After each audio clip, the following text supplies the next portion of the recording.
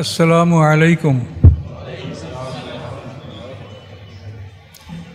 সম্মানিত সুধীমণ্ডলী, আমরা সূরা নিসার ৩৫ নম্বর আয়াত থেকে আলোচনা শুরু করব ইনশাল্লাহ। আউযু বিল্লাহি মিনাশ শাইতানির রাজিম। ইয়া আইয়ুহাল্লাযীনা আমানু কুনু কাওয়ামিনা বিল কিসত শুহাদাআ লিল্লাহ ওয়ালাউ আলা আনফুসিকুম আবিল ওয়ালিদাইনি ওয়াল আকরাবিনা কিরান ফাল্লাহু আওলা বিহিমা। আল্লাহ রাব্বুল আলামিন বলেন, হে ঈমানদারগণ, তোমরা আল্লাহর উদ্দেশ্যে ন্যায়সঙ্গতভাবে সাক্ষী প্রদানের জন্য দণ্ডায়মান হও। আল্লাহর উদ্দেশ্যে তোমরা সত্য সাক্ষী দেওয়ার জন্য তোমরা দণ্ডায়মান হও, তোমরা মনোযোগ দাও। যদিও এই সাক্ষীটা তোমার নিজের বিরুদ্ধে হয়, তোমার নিজের বিরুদ্ধে হইলেও তুমি সত্য সাক্ষী দিও। আবেল ওয়ালে দায়নি, অথবা সাক্ষী যদি তোমার পিতামাতার বিরুদ্ধে হয় সেখানেও তুমি সত্য সাক্ষী দেবে। ওয়াল আকরাবিন, অথবা তোমার নিকটতম আত্মীয় স্বজনের বিরুদ্ধে যদি সাক্ষী দিতে হয় তাহলে তুমি সত্য সাক্ষী দেবে। এই এখন গানিয়ান ও ফাকিরান, তুমি যার বিরুদ্ধে সাক্ষী দিচ্ছ সে ধনী হোক বা ফকির হোক, ফাল্লাহু আওলা বিহিমা, আল্লাহ উভয়েরই নিকটতম। ধনী হইলেও আল্লাহ তার নিকটতম, আর ফকির হইলেও আল্লাহ তার নিকটতম। আল্লাহর কাছে ধনী গরিবের কোনো ব্যবধান নাই। সাক্ষী দিতে হলে সত্য সাক্ষী দেওয়া এটা ফরজ, মিথ্যা সাক্ষী দেওয়া অপরাধ, হারাম। এবং এটা প্রমাণ হলে তার বিচার হলো ইসলামী বিধানে তাকে ৮০টা বেত্রাঘাত মারতে হবে এবং তাকে এনলিস্টেড করতে হবে, ব্ল্যাক লিস্টে থাকবে। ভবিষ্যতে আর কোনোদিন সাক্ষী তার গ্রহণ করা হবে না। এতখানি কড়াকড়ি আইন ইসলামের সাক্ষীর ব্যাপারটাই। অথচ আমাদের সাক্ষীর ব্যাপারটা কি এটা ভেবে দেখেন, এগুলো বলার কিছু নাই। তো এই কোরআনের যে বিষয়গুলো স্পষ্ট আছে, সেই বিষয়গুলি যদি কোরআনের বিপক্ষে আমরা কাজ করি এটা কিন্তু আমরা সম্পূর্ণ এটার সীমাহীন অপরাধ হবে। এটা কোরআনের বিষয়টা উল্লেখ আছে, অথচ আমরা তার বিপক্ষে কাজ করছি, বিপরীত কাজ করছি। ইসলামের সাক্ষীর একটা বিষয় আছে। দাউদ আলাইহিসসালামের জামানায় একটা লোক একজন সম্ভ্রান্ত ব্যক্তির বিরুদ্ধে অভিযোগ করেছে যে এই লোকটা আমার একটা গাভী গসব করে নিয়ে, গসব মানে জোর ডাকাতি করে নিয়ে যাওয়া। তো ওই লোকটাকে ডাকলেন দাউদ আলাইহিসসালাম যে তুমি কি ওনার একটা গরু গসব করে নিয়েছো, জোর করে নিয়েছো? কারণ না, আমি নেই। তাই তুমি না নিয়ে থাকো, তাই তুমি আল্লাহর কসম করে বলো। তখন সে আল্লাহর কসম করে বললো যে আমি তার গরু নেই। এখন যার বিরুদ্ধে অভিযোগ, সে যদি আল্লাহর কসম করে তাহলে তার দায়িত্ব শেষ, এটা তার কথা চূড়ান্ত। এখন যে দাবি করবে তার লাগবে সাক্ষী। আল বাইয়িনাতু আলাল মুদ্দাই ওয়াল ইয়ামিনু আলা মান আনকারা, যে দাবিদার তার সাক্ষী উপস্থিত করা লাগবে।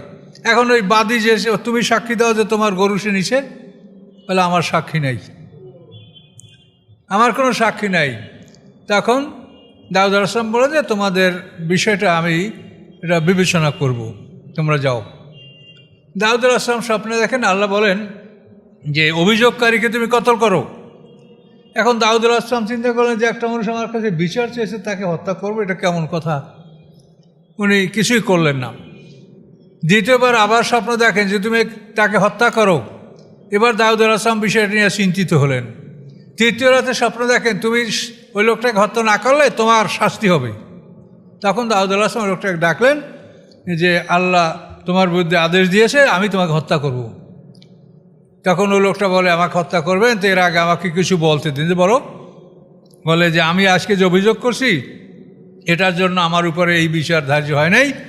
আমি আসলে ওই ব্যক্তির বাবাকে, তাকে আমি কিডন্যাপ করে আমি তাকে হত্যা করেছিলাম। তার বাবাকে চুরি করে তাকে আমি গুম করে আমি তাকে হত্যা করেছিলাম। এই অপরাধী আজকে আমার জন্য এই বিচার। তো আল্লাহর পক্ষ থেকে দাউদ আলাইহিসসালামকে এই বিষয়টা এভাবে স্বপ্নে দেখানো হয়েছিল। এখান থেকে এই ঘটনা বলার উদ্দেশ্য হলো যে আপনি যার উপরে দাবি করবেন সে যদি আল্লাহর কসম এটা আমি নেই বা এটা আমার কাছে নাই, সে যদি আল্লাহ কসম করে তো তার মানে কথা শেষ। যে দাবি করবে তার সাক্ষী উপস্থিত করতে হবে, ইসলামে এটা বিধান।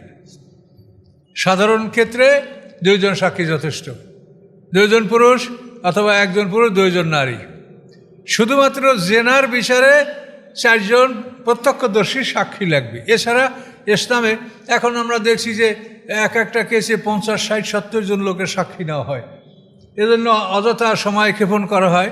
কিন্তু ইসলাম এটা বলে না, ইসলাম হলো 2 জন সাক্ষী যথেষ্ট, 2 পুরুষ অথবা 1 নারী 2 পুরুষ। শুধুমাত্র জেনার বিচারে 4 জন সাক্ষী প্রত্যক্ষদর্শী। এছাড়া এতগুলি সাক্ষী হয়রান করা, সময় নষ্ট করা, এটা ইসলাম বলেনি। এখন আমাদের কিছু করার নাই, আমরা শুধু কোরআনে যা আছে এটা আপনাকে শোনাতে পারছি আর কি, এছাড়া কিছু আছে বলেন?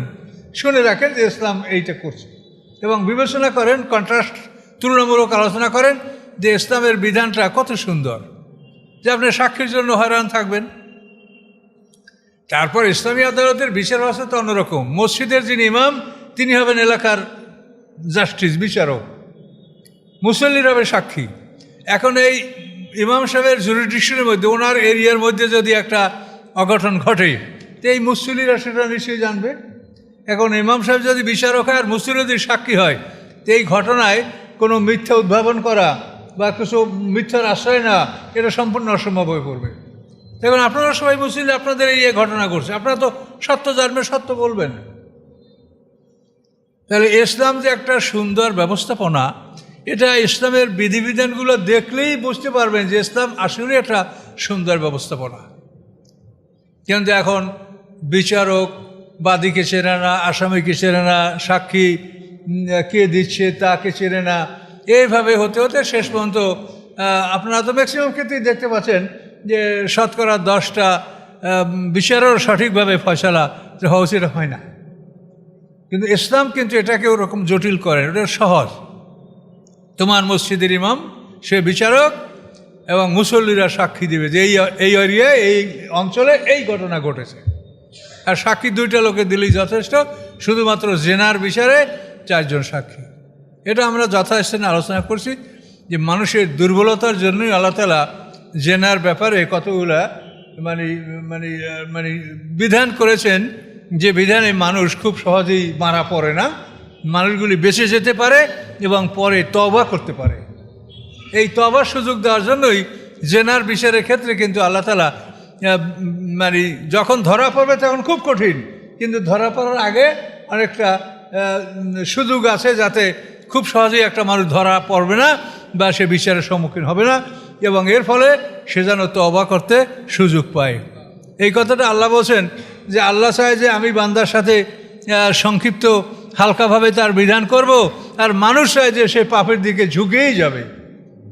ইউরিদুল্লাহ আইয়ুখাফিফা আনকুম, আল্লাহ চাচ্ছে যে তোমাদের সাথে বিচারটা তিনি হালকা করবেন। কেন? অখলিকাল ইনসানু দাঈফা, সৃষ্টিগতভাবে মানুষ দুর্বল, কিন্তু যারা অন্যায় করতে চায় তারা পুরোপুরি অন্যায়ের দিকেই ঝুঁকে পড়ে। আল্লাহ যে কেন তাকে সুযোগটা দিলেন এটা সে বোঝে না, যে তার তওবা করা উচিত। তাহলে সাক্ষীর ব্যাপারটা আমরা বুঝতে পারলাম যে সাক্ষীর ক্ষেত্রে কখনোই পক্ষপাত দুষ্ট কিছু করা যাবে না, সত্য সাক্ষী দিতে হবে। আল্লাহ বলেন ফালা তাত্তাবিউল হাওয়া আন তা'দিলু, তোমরা কামনা বাসনার অনুকরণ করে তোমরা ন্যায় বিচার থেকে দূরে সরে যেও না।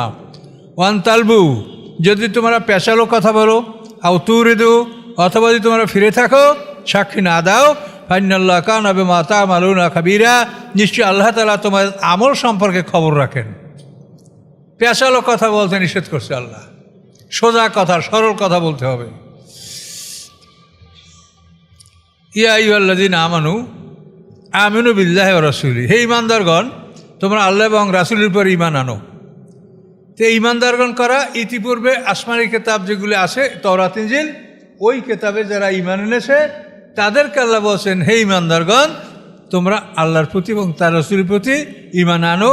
অল কিতাব আল্লাযী নাযালা আলা রাসূলিহি, এবং ওই কিতাবের উপর ঈমান আনো যেই কিতাব আল্লাহ তার রাসূলের উপরে নাযিল করেছে।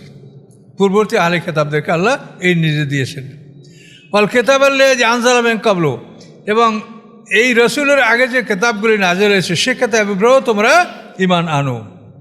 অমাই আকবর বিল্লাহ মালাইকাতি ও কুতুবি ওয়া রসুলি, যে বা যারা আল্লাহকে অস্বীকার করে, তার ফেরেশতাগণকে অস্বীকার করে, কেতাবগুলিকে অস্বীকার করে, রাসূলগণকে অস্বীকার করে, ওয়াল ইয়াউমিল আখির পরকালকে অস্বীকার করে, ফাকাদ দাল্লা দালালাম বাইদা, নিশ্চয়ই সে বহু দূরান্ত পথে হারিয়ে গেছে। এমনভাবে পথ হারিয়েছে যে আর কোনোদিন সে পথে ফিরে আসতে পারবে না, এগুলিকে যদি কেউ অবিশ্বাস করে। কি? আমাদের রাসূলের উপরে নাযিল হয়েছে আসমানি কিতাব, এবং এর আগে যে তাওরাত, ইনজিল, জাবুর নাযিল হয়েছে এগুলি, তারপরে আল্লাহর ফেরেশতা, সমস্ত কিতাব, সমস্ত রসুল, পরকাল, এগুলিকে যারা বিশ্বাস করে না, আল্লাহ বলেন তারা দূর দূরান্ত ভ্রান্ত পথে হারিয়ে গেছে, ওখান থেকে আর কোনোদিন তারা সৎপথে আসতে সক্ষম হবে না। এখন পূর্ববর্তী রসুল এবং কেতাবের উপর ঈমান, এই ব্যাপারে আপনাদের মনে প্রশ্ন জাগতে পারে।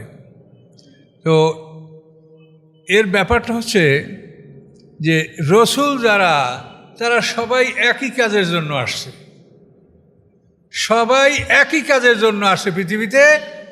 শুধু লা ইলাহা ইল্লাল্লাহ এই কথাটা পৃথিবীতে তারা বাস্তবায়িত করবে, এই একটা কাজের জন্য সবাই আসে। এখন আপনারা সবাই যখন এখানে আসেন একই কাজের জন্য, কি কোরআন শুনবেন? তাহলে আপনারা সবাই পরস্পর একে অপরকে তো আপনার স্বীকৃতি দিতে হবে যে আমি কোরআন শুনতে, আমার ভাইও কোরআন শুনতে আসে। তো সমস্ত রসুলরা একই কাজের জন্য আসে। এখন আপনি একজনকে মানবেন, একজনকে মানবেন না, কেমন করে হতে পারে? কথাটা বুঝতে পারছেন? সবাই একই কাজের জন্য আসে। কাজটা কি? লা ইলাহা ইল্লাল্লাহ, এটা বাস্তবায়িত করতে হবে। লা ইলাহা ইল্লাল্লাহর কথা আপনাকে বুঝে বলি নেই। লা ইলাহা ইল্লাল্লাহর অর্থ কি? যে আপনার আমার জীবন সম্পত্তি জান্নাতের বিনিময়ে আল্লাহর কাছে বিক্রি করে দিয়েছি। আমি আল্লাহর গোলাম, আমার কিচ্ছু নাই, আমি একটা নিঃস্ব গোলাম। আমার কাছে যা আছে এর মালিক আল্লাহ, আমাকে আল্লাহ থেকে খাওয়া পড়ার জন্য অনুমতি দিয়েছে, যা থাকবে সে কী হবে সেটা আল্লাহ আইন করে দিয়েছে। এটা যদি আপনি মানেন তাহলে আপনার লা ইলাহা ইল্লাল্লাহ ঠিক আছে। আর যদি আপনি প্রতিদিন ১৬ লক্ষবার লা ইলাহা ইল্লাল্লাহ বলেন আর যদি নিজের কাজ নিজেই করেন মত মতো, তাহলে আপনি লা ইলাহা ইল্লাল্লাহ এটাকে আপনি বিশ্বাসই করেন নেই। কি বলতে পারছেন? লা ইলাহা ইল্লাল্লাহর অর্থ কি? যে আমি আমার জীবন সম্পত্তি জান্নাতের বিনিময়ে আল্লাহর কাছে বিক্রি করে দিয়েছি। আমার এই জীবনের মালিক আমি না, আমার এই হাত পা চোখ কান নাক এগুলি আল্লাহর পক্ষ থেকে আমার কাছে আমানত। কাজে আমানতের খেয়ানত করলে আমাকে কঠিন শাস্তির সম্মুখীন হতে হবে। আমার অঙ্গ প্রত্যঙ্গ আমার কাছে আমানত, আমার ধন সম্পদও আমার কাছে আমানত, আমি আল্লাহর গোলাম। আল্লাহ কথাই বলেছেন, ফাদখুলি ফি ইবাদি ওয়াদখুলি জান্নাতি। আমার গোলামের আওতায় আসো, গোলাম হও, বেহেশতে যাও। সোজা সোজা কথা, গোলাম হও, বেহেশতে যাও। তাহলে লা ইলাহা ইল্লাল্লাহ কি আমরা বুঝি? কলেমার দাওয়াত তো আমরা খুব দিচ্ছি, কিন্তু আসলে কি বুঝি যে আমি কলেমার দাওয়াতটা কি? কাজে এই জন্য না বুঝে শুনে ঘন্টার পর ঘন্টা কথা বললো তার কোনো মূল্য নাই, এগুলো আবর্জনা, এগুলো পাপ। এই জন্য হাসরের ময়দানে অনেক মানুষ মনে করবে যে আমি খুব ভালো কাজ করেছি, কিন্তু আল্লাহর কাছে দেখবে যে তার সবই বরবাদ, কিছুই হয়নি।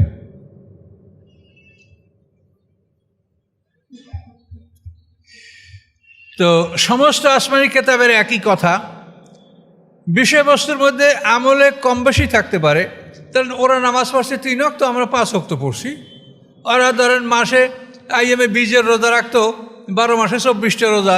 ওরা 14-15 মাসের চাঁদের এই 2 দিন রোজা রাখতো, আর আমরা 30টা রোজা রাখছি।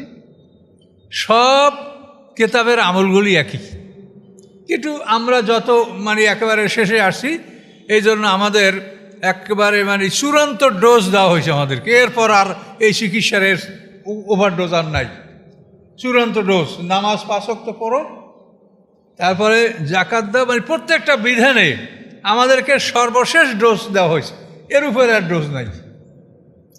পিছনে এটা আস্তে আস্তে কম ছিল। পৃথিবীতে এখন অপসংস্কৃতি খুব জোরালো, তারপরে এই যে আধুনিক যন্ত্রপাতি, এর জন্য সব কিছু পাপ পুণ্য উভয়টাই করা খুব সহজ।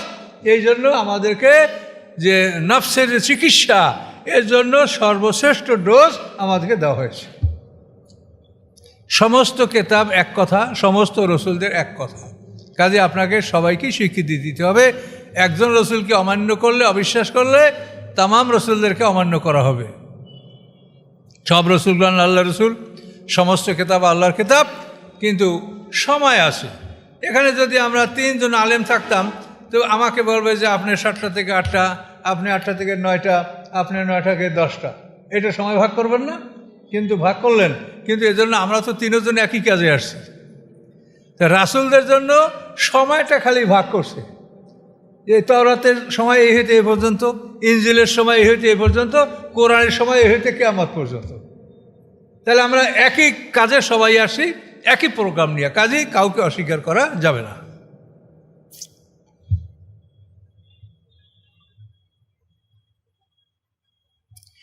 ইন্নাল্লাযিনা আমানু সুম্মা কাফারু, নিশ্চয়ই যারা বিশ্বাস করে তারপর আবার কুফরি করে। সুম্মা আমানু সুম্মা কাফারু, তারপর বিশ্বাস করে তারপর আবার কুফরি করে। সুম্মা জাদু কুফরা, তারপর বেশি করে কুফরি করে। লাম ইয়াকুনিল্লাহু লিয়াগফিরা লাহুম, আল্লাহ এমন নন যে আল্লাহ তাদেরকে ক্ষমা করবেন। ওয়ালা লিয়াহদিয়াহুম সাবিলা, আর আল্লাহ এমন নন যে তাদেরকে পথ দেখাবেন। এরকম কাজ করলে আল্লাহ তাদের তওবা কবুল করবেন না, পথও দেখাবেন না। এখন এরা কারা? ইন্নাল্লাযিনা আমানু সুম্মা কাফারু, ইহুদিরা মুসা আলাইহিস সালামের ঈমান আনলো, সুম্মা কাফারু, এরপর যখন ঈসা আলাইহিস সালাম আসলো তার উপরে কুফরি করলো। ঈসা আলাইহিস সালামকে বলে যারও সন্তান, এই ইহুদিরা। তাহলে ঈমান আনার পর কুফরি করলো কিনা?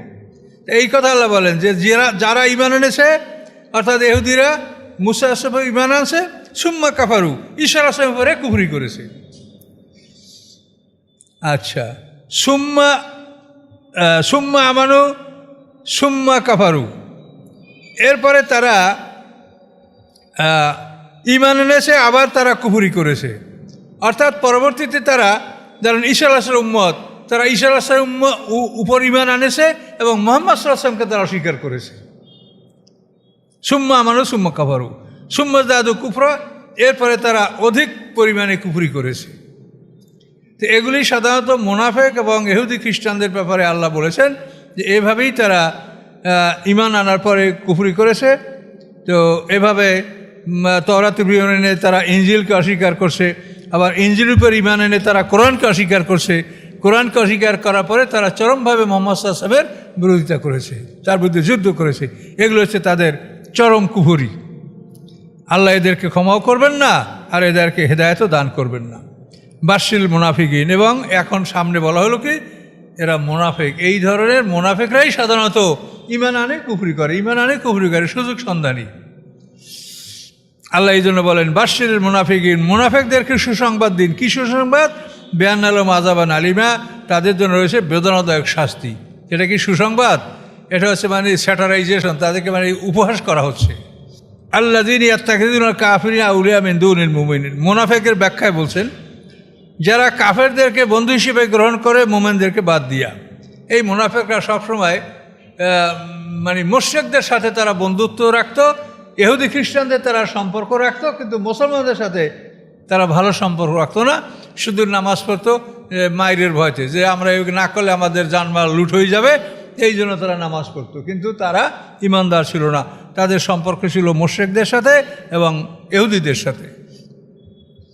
আল্লাহ বলেন আয়াবতাগুনা ইনদাহুমুল ইজ্জা, তারা কি ইহুদি এবং মুশরিকদের সাথে বন্ধুত্ব করে কেন? তাদের কাছে সম্মান কামনা করে। ফাইনাল ইজ্জাতু লিল্লাহি জামিয়া, নিশ্চয়ই সমস্ত সম্মানের মালিক আল্লাহ। ওয়াকাদ নাযালা আলাইকুম বিল কিতাব, এবং নিশ্চয়ই কিতাবের মধ্যে তোমাদের জন্য এই বিধান আল্লাহ তাআলা নাযিল করেছেন। কি? আন ইযা সামাইতুম আয়াতা লিকুফরা ওয়া ইস্তাহজু বিহা, যে তোমরা যখন শোনো যে আল্লাহর আয়াতের সাথে কুফরি করা হচ্ছে, আল্লাহর আয়াতের সাথে উপহাস করা হয়েছে, ফালা তাকুদু মাহুম, তখন তোমরা তাদের সাথে বসবে না। কোরআন নিয়ে হাসি তামাশা ঠাট্টা বেঈমানরা মুনাফিকরা করে।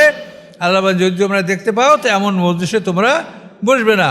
হাত্তা ইয়াখুদু বিহাদিসিন গায়রি, যতক্ষণ না তারা অন্য কথা শুরু করে। কোরআন নিয়ে সমালোচনা করলে দূরে থাকো, তারপর তোমাদের প্রয়োজন থাকে অন্য কথা যখন তারা শুরু করে, তখন তোমরা তাদের সাথে বসো এবং কথা তোমাদের বলো। ইন্নাকুম ইযা মিসলুহুম, কোরআনের সমালোচনা করার সময় যদি তোমরা তাদের সাথে থাকো তা তোমরা তাদের মতোই হবে, তাদের সাথেই তোমরা গণ্য হবে।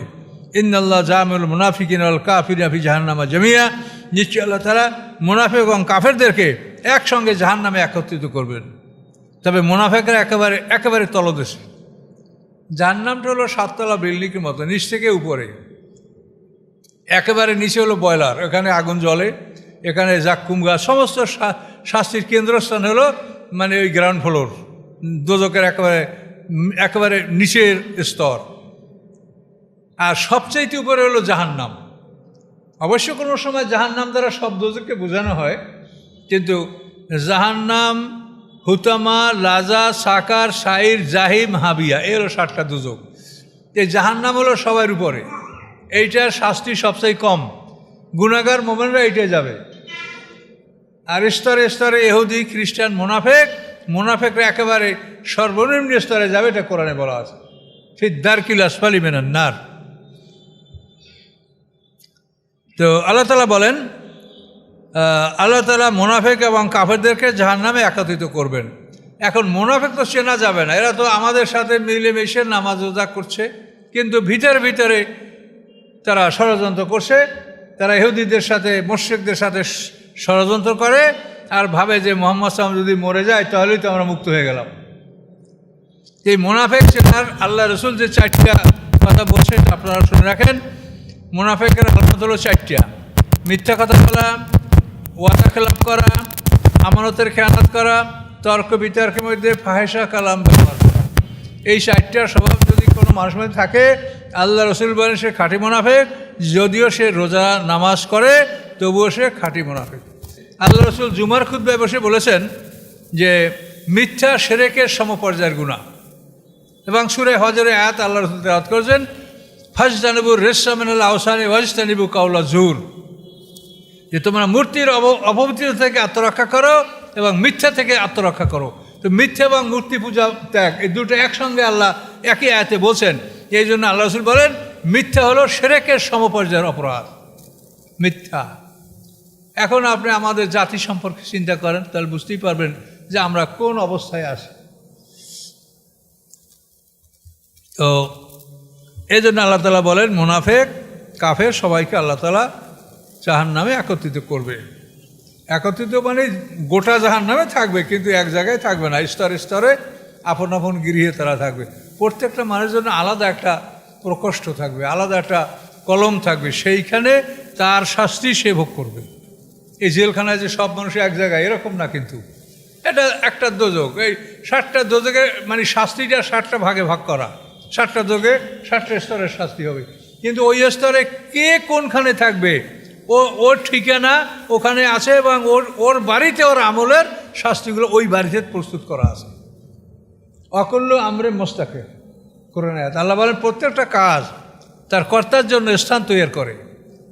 এটা কমন জায়গা না যে ওইটা জেলখানা সবাই ঠেলে ঢুকাই দিল, তা না। কে কোন স্তর দোজকে যাবে, সেই দোজকের মধ্যে বিশাল আল্লাহর জগৎ, তার বাড়িটা কোনখানে, তার নামের অ্যালট করা বাড়িটা কোনখানে, ওইখানে তার জন্য তার শাস্তি বরাদ্দ করা আছে, ওই শাস্তি সে ভোগ করবে।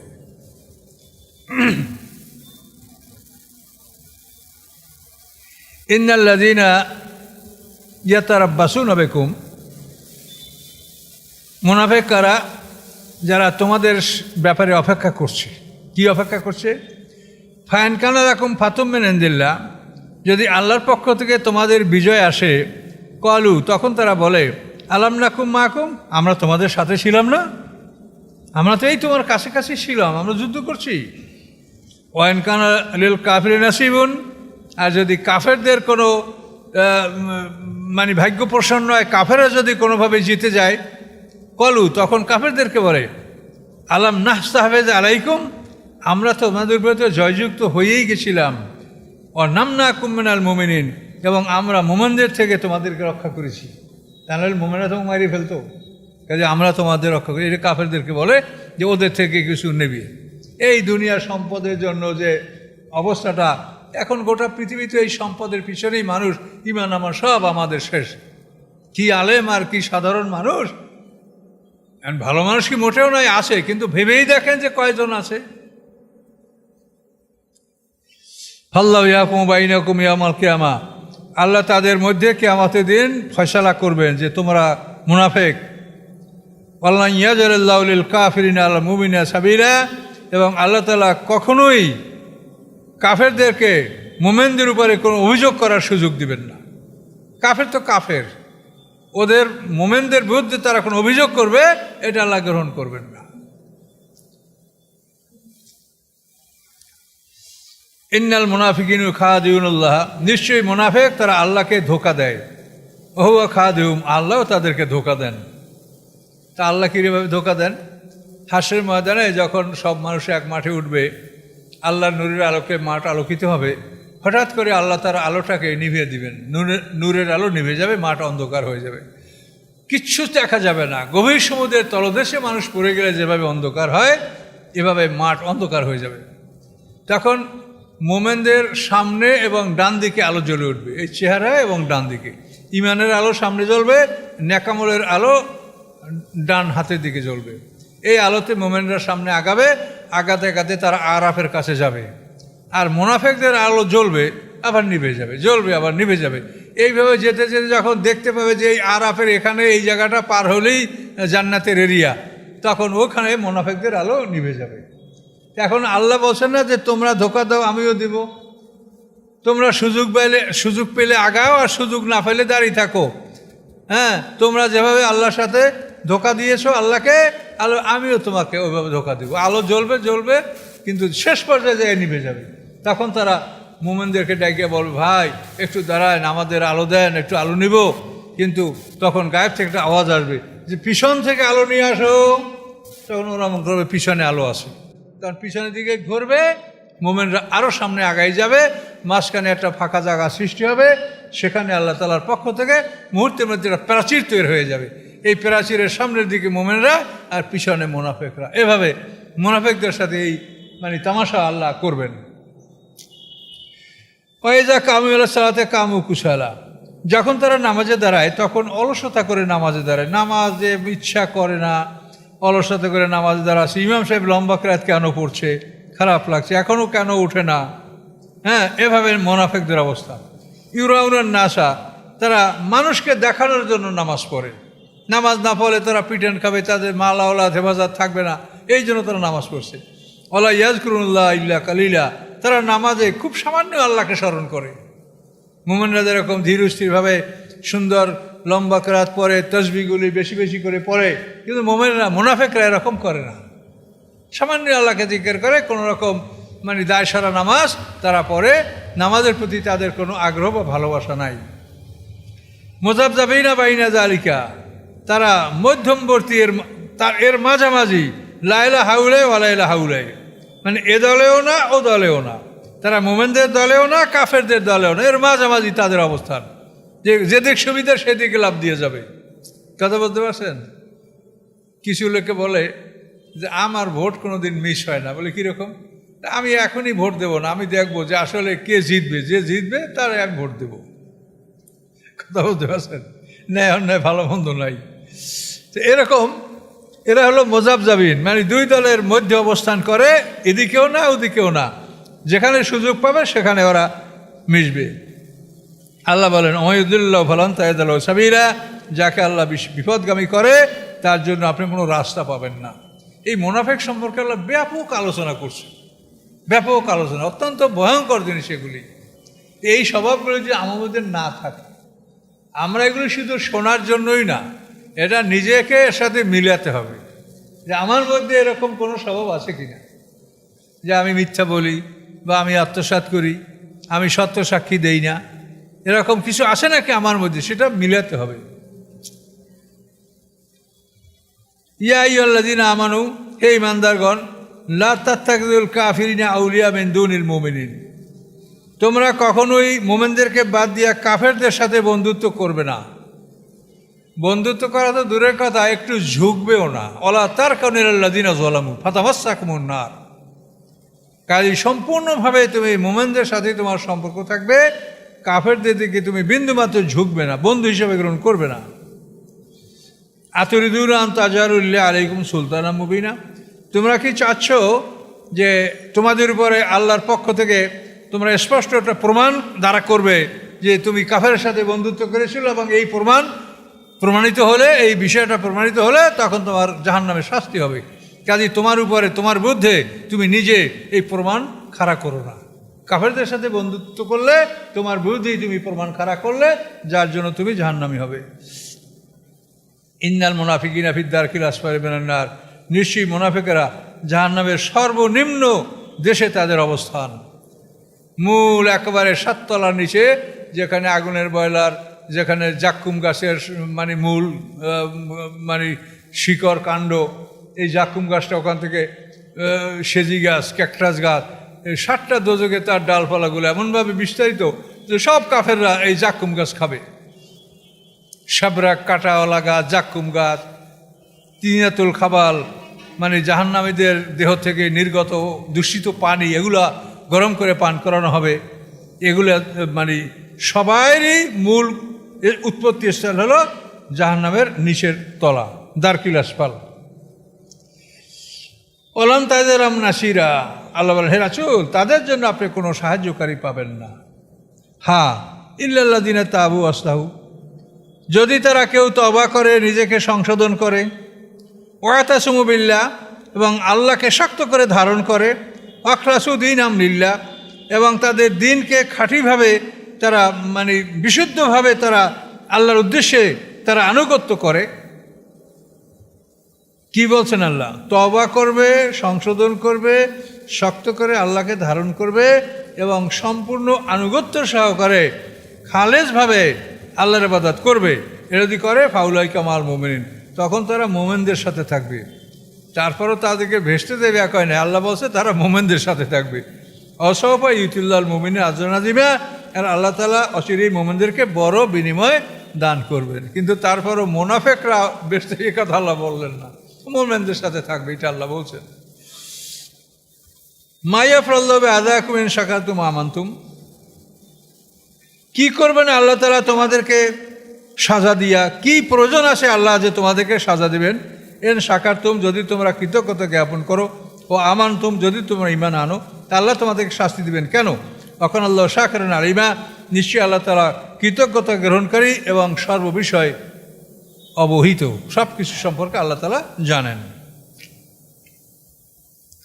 লা ইউহিব্বুল্লাহুল জাহরা বিস-সুই মিনাল কওলি ইল্লা মান যুলিম, খারাপ কথা প্রকাশ করা আল্লাহ পছন্দ করেন না। হ্যাঁ, যার উপরে জুলুম করা হয়েছে সে যদি বলে তো এটা সে বলতে পারবে। খারাপ কথা প্রকাশ করা আল্লাহ পছন্দ করে না। অমুক জায়গায় ধর্ষণ হয়েছে, অমুক জায়গায় এই হয়েছে, এই যে খারাপ খারাপ খবরগুলা, এগুলি কিন্তু যে শোনে সে তার মনেই একটা প্রতিক্রিয়া সৃষ্টি হয়। এই জন্য আল্লাহ বলেন এই খারাপ কথাগুলো তোমরা প্রকাশ করবে না। হয়েছে যেখানে ও থাকতে দাও, বলবো না তুমি কিছু, কিন্তু বলবে কে? ইল্লা মান যুলিম, যার উপরে অত্যাচার করা হয়েছে সে বিচার প্রার্থী হলে বিচারকের কাছে তার জুলুমের বিবরণটা সে দিবে, যে এই বিবরণ আমার উপরে এই জুলুম করা হয়েছে। এছাড়া স্বাভাবিকভাবে এগুলো আপনার সমাজে চর্চা করবেন না।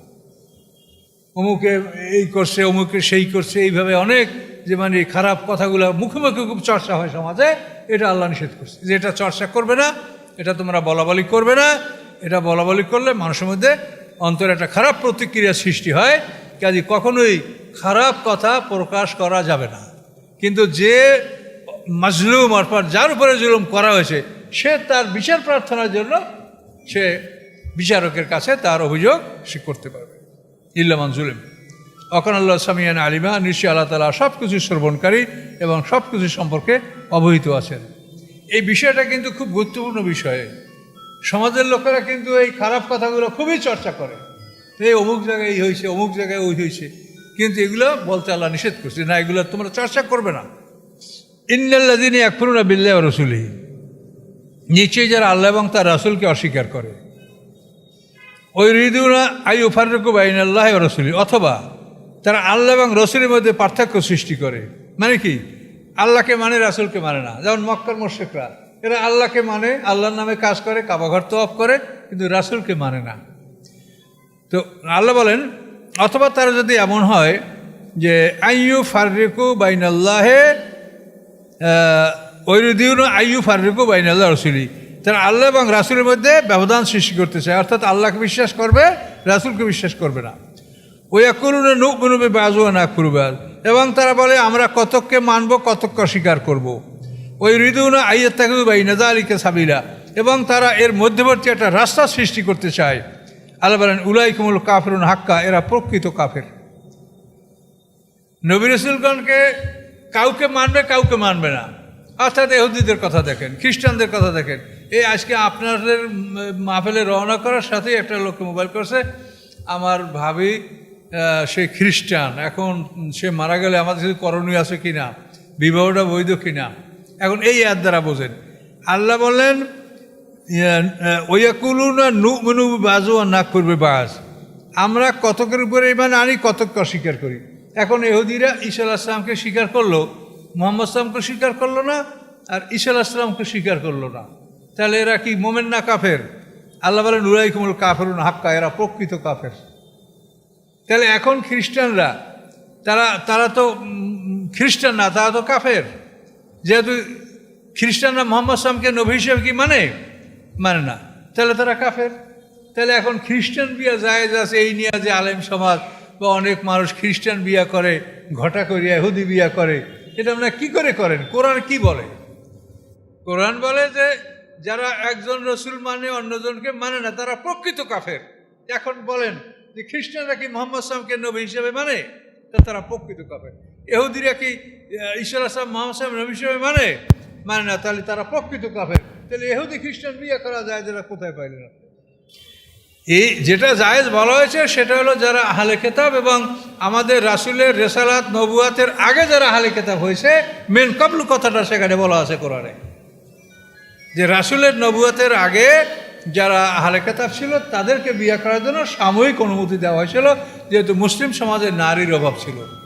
আরব সমাজে কন্যা সন্তানকে জ্যান্ত কবর দেওয়া হতো, নারীর অভাব ছিল, কাজে এই নারীদেরকে, তো এই কন্যা সন্তানের অভাব থাকার কারণে নারীদের অভাব ছিল, এই জন্য সাময়িকভাবে আল্লাহ তাআলা তাও যারা মুহাম্মদ সাল্লাল্লাহু আলাইহি ওয়াসাল্লামের নবুয়তের আগে যারা আহলে কিতাব তাদের সাথে বিবাহ বন্ধনে আবদ্ধ হওয়ার অনুমতি দিয়েছেন।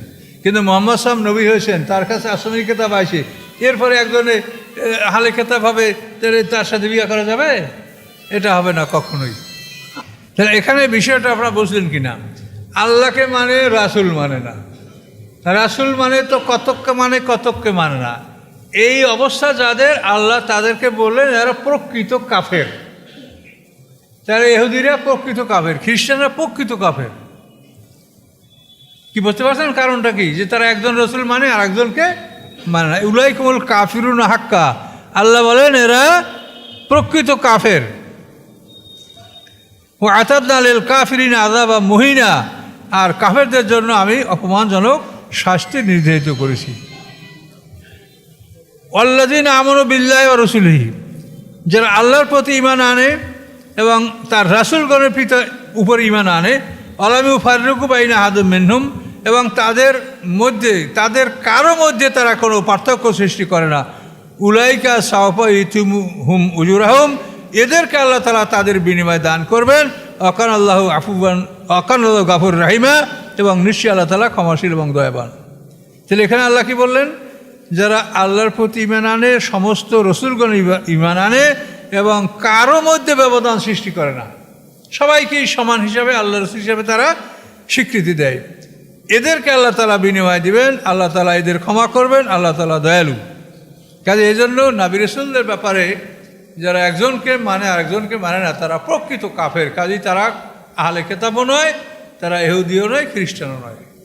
আর খ্রিস্টান কথাটা তো কোরআনে আসে না, খ্রিস্টান হচ্ছে নাসারা।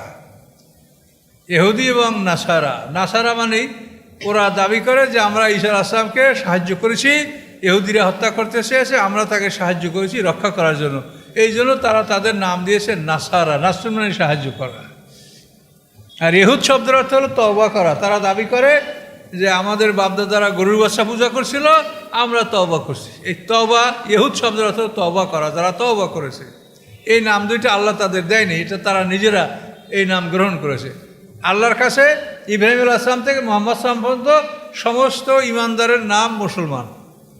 ইন্নাদ-দীনা ইনদাল্লাহিল ইসলাম, এইটা ইব্রাহিম আলাইহিস সালাম থেকে আরম্ভ করে মুহাম্মদ সাল্লাল্লাহু আলাইহি ওয়াসাল্লাম পর্যন্ত ইসলাম ছাড়া অন্য কোনো নাম আল্লাহ এর অ্যাফিলিয়েশন বা মঞ্জুরি দেয়নি। একটা পরিষ্কার, ইন্না দিন ইনদাল ইসলাম অমাইয়াবতাকে গায়রুল ইসলামী দিনান, ইসলাম ছাড়া অন্য কোনো কিছুকে যদি কেউ দিন হিসেবে গ্রহণ করে ফালা ইউকবালা মেনু, কখনোই তা তার থেকে গ্রহণ করা হবে না। ও ফিল আখিরাত মিনাল খাসিরিন, এবং আখিরাতে সে হবে ক্ষতিগ্রস্তের অন্তর্ভুক্ত। তো সম্মানিত সুধী, আমাদের শরীয়তের নাম হচ্ছে দিন ইসলাম। আমাদের জাতির পিতা ইব্রাহিম আলাইহিস সালাম।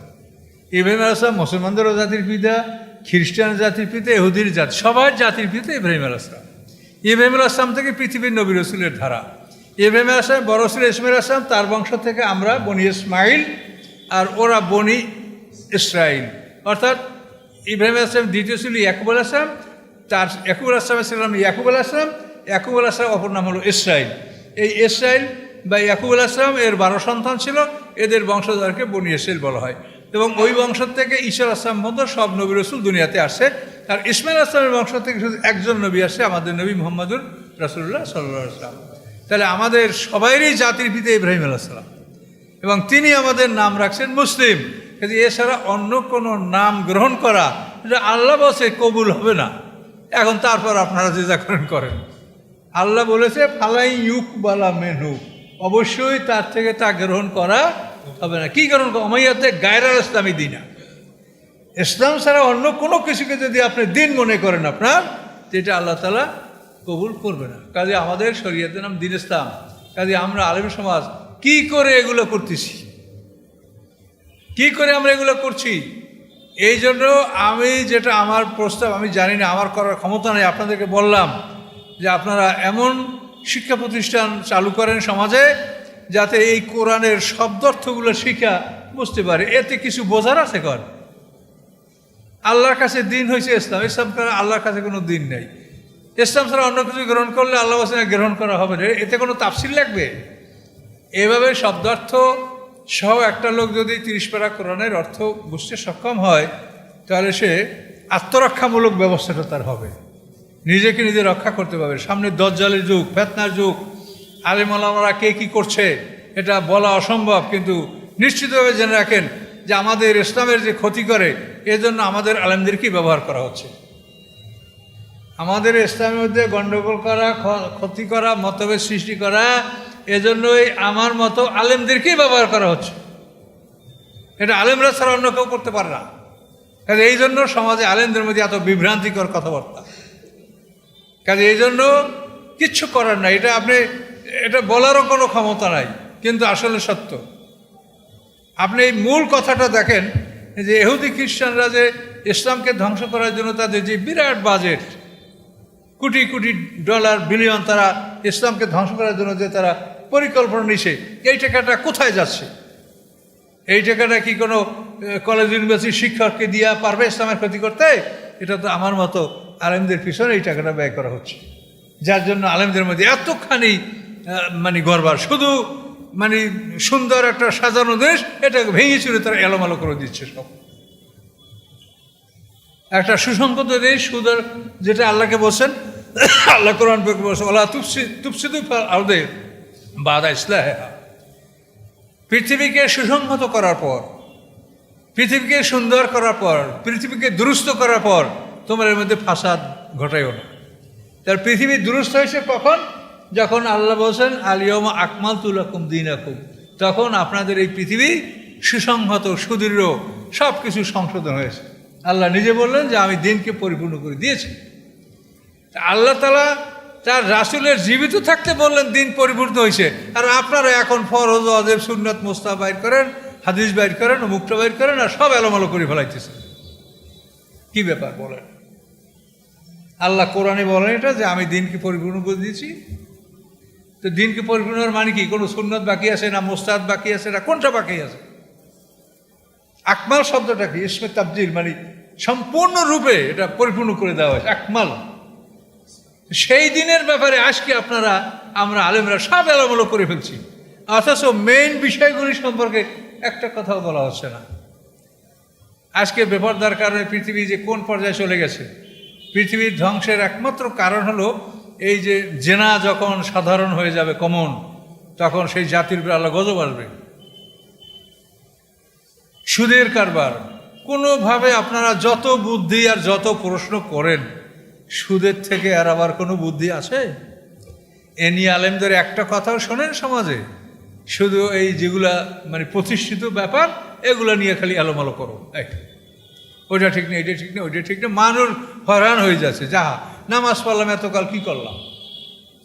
কাজে আপনারা সতর্ক থাকেন। ফাসাদ কিন্তু আমরা আলেমরাই করব, আলেমরাই করছি, এবং এই জন্য বাঁচার উপায় হলো নিজে কোরআন বোঝা। এই জন্য আল্লাহ রসুল বলছেন যে ইলম শিক্ষা সবার উপরে ফরজ, এটা সবার উপরে ফরজ। কাজে সবাই কোরআন শেখার নিয়াত করেন, চেষ্টা করেন। আসসালামু আলাইকুম রহমতুল্লাহ বারাকাতুহু। আস্তাগফিরুল্লাহাল্লাযী লা ইলাহা ইল্লা হুয়াল হাইয়ুল কাইয়্যুম ওয়া আতুবু ইলাইহি লা হাওলা ওয়া লা কুওয়াতা ইল্লা বিল্লাহিল আলিয়্যিল আযীম। আল্লাহুম্মা সাল্লি আলা মুহাম্মাদ ওয়া আলা আলি মুহাম্মাদ